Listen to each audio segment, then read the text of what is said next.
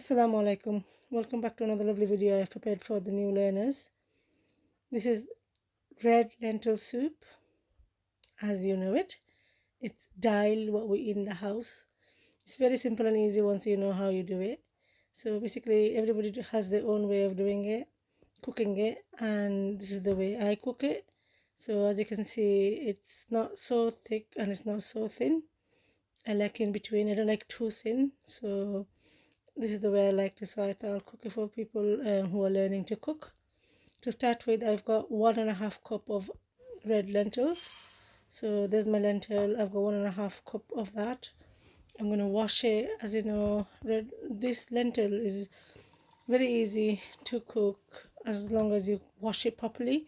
I washed it about 8 or 9 times, 10 times. I wash it until the water's clear, and then I'm going to add basically I've got one onion here. I'll show you what I do with it. I'm not going to use the full onion. A small piece of ginger. So what I do is I keep less than a half of the piece of onion aside, and the rest I just dice it up nicely with the ginger, and I'm going to add it in, and I'll show you what I do with that piece of onion later on. So here I'm going to add my ginger and my onion. Then I'm going to add half a teaspoon of turmeric, which is haldi powder.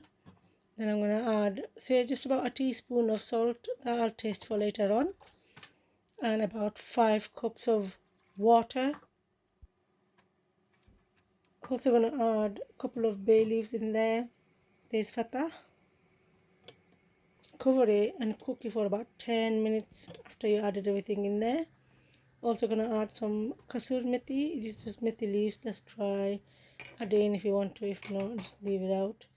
There you see it's gone to a boil. I'm going to cover it and cook it for about 10 minutes on medium heat. And then there you go, some green chilies. Add it in if you want, if not, leave it out.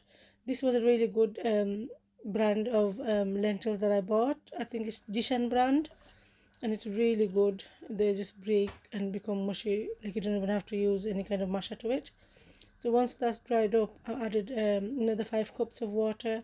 Now you can add more or less depending on how thick you want the soup to be, the dal to be. I've added 5 cups and that was fine for me. Then I'm going to prepare my onion and my garlic for the tarka, the dagni.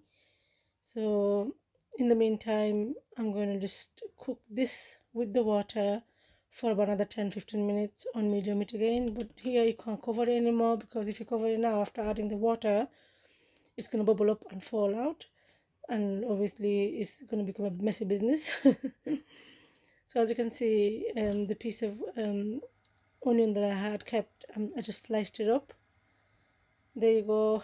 I'm going to add my coriander there into the dal, and I left it on low heat on the small burner there, just so you can see it. I've added my coriander in there. Now I'm going to put my pan on, put some oil in there. You can even add ghee if you want to. And then I'm going to add my onion first, which I have finely sliced. This is optional as well. Some people like to add the onion, some people don't. I like it, so I add onions. You can only do it with garlic as well if you prefer. So just use garlic. I'm going to slightly brown the onions, and then I'm going to add the garlic. Here I've added some panch puran. So this is optional as well. Like I like to, like, it smells nice, that's why I add it. This is my garlic. I'm going to properly, basically you're going to have to make this garlic and the onion proper brown, dark brown, so that, you know, it's like fried like that, and then you can use the tarka. So some people do call this tarka dal. We just call it dal. As you know, guys, I'm a chili lover, so I've also added some red dried chilies in there. That's also optional. You can add it or you can just leave it out.